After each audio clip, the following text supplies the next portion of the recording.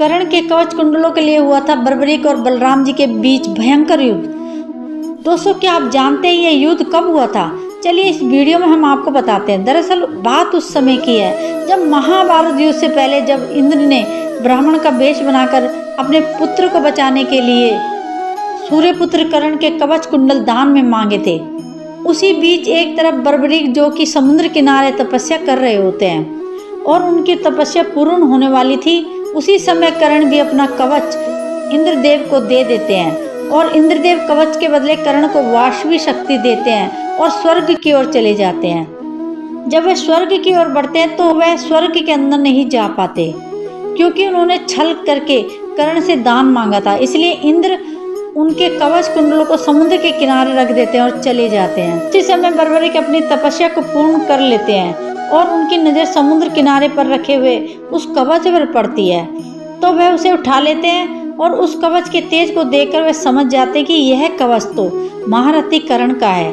और जैसे ही वे उसे धारण करने वाले होते हैं, वैसे ही समुद्र देवता तट पर प्रकट हो जाते हैं और बर्बरीक को उस कवच को धारण करने से रोकते हैं और बर्बरीक को सारी बात बताते हैं। तब बर्बरीक समुद्र देव से कहते हैं, अगर इस कवच को किसी सक्षम योद्धा ने धारण नहीं किया तो इसका कोई महत्व नहीं है, और कवच को पहनने लगते हैं। तब समुद्र देव उन्हें दोबारा रोकते हैं। तब बर्बरीक सोचते हैं, अगर मैं ऐसे नहीं तो मैं वरदान के रूप में मांग सकता हूँ। तब बर्बरीक समुद्र देव से बोलते हैं, हे समुद्र, मैंने आपकी घोर तपस्या की है और अब मुझे आपसे अपनी तपस्या का वरदान चाहिए।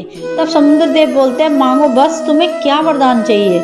तब बर्बरीक बोलते हैं, मुझे वरदान में आपसे यह कर्ण के कवच और कुंडल चाहिए। लेकिन समुद्र देव उन्हें यह वरदान देने से मना कर देते हैं और अपनी लहर के प्रभाव से उस कवच और कुंडल को समुद्र में समा लेते हैं। ये देख बर्बरीक बहुत क्रोधित हो जाते हैं और वे समुद्र देव को चुनौती देते हैं और बर्बरीक समुद्र देव को बोलते हैं, अगर तुमने यह कवच और कुंडल वरदान स्वरूप नहीं दिए तो मैं तुम्हारे ऊपर अपना अमोघ बाण छोड़ दूंगा।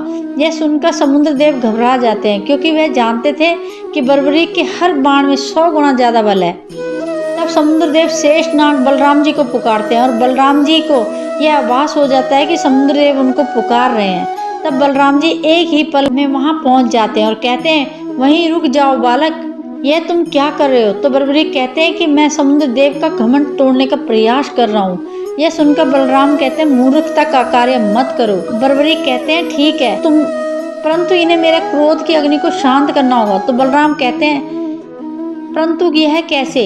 इन्हें मुझे वह महारथी कर्ण के कवच कुंडल देने होंगे, जिन्हें मैं अपने पितामह अर्जुन के चरणों में रखकर उनका मान बढ़ाऊंगा। तभी बलराम कहते हैं, मौन हो जाओ घटोत्कच पुत्र बर्बरीक, तुम यहाँ से शीघ्र ही लौट जाओ, अन्यथा मुझे अपनी शक्ति का प्रयोग करना पड़ेगा। तब बर्बरीक कहते हैं, आपको बस मेरा नाम पता है, लेकिन मेरी शक्ति का आपको जरा भी आभास नहीं है। और जब बर्बरीक युद्ध करता है तो कितना भयानक युद्ध करता है। तब बलराम बोलते हैं, अच्छा तो दिखाओ जरा कितनी शक्ति है तुम में। तब बर्बरीक एक बड़ी सी चट्टान उठाकर बलराम की ओर फेंकते हैं, तो बलराम अपने एक हाथ से उसे तोड़ देते हैं। तब बलराम बोलते हैं, चलो बस इतनी ही शक्ति है तुम में, चलो अब अपनी भुजाओं की ताकत दिखाओ। उसी के बाद दोनों एक दूसरे की ओर बढ़ते हैं और उनके बीच भयानक कुश्ती शुरू हो जाती है और दोनों एक दूसरे के धरती पर पटकते हैं। उनकी कुश्ती इतनी भयानक रूप ले लेती है जिसकी वजह से पूरी धरती कांप उठती है, मानो कि महादेव तांडव कर रहे हों। फिर उसी के बाद बर्बरीक अपने धनुष से एक बाण पहाड़ पर चला देते हैं, जिससे उसकी चट्टानें समुद्र की ओर गिरने लगती हैं। वैसे ही बलराम शेषनाग में परिवर्तन हो जाते हैं और चट्टान को जकड़ लेते हैं। तो बर्बरीक उन्हें ऐसे देखकर समझ जाते हैं, यह तो गोविंद के ज्येष्ठ भ्राता बलराम हैं। तभी वह बलराम के चरणों को छूकर क्षमा मांगते और कहते हैं, अगर मुझे ज्ञात होता तो मैं आप पर शस्त्र नहीं उठाता। प्रभु, मुझे आप जो भी दंड देना चाहें दे दीजिए।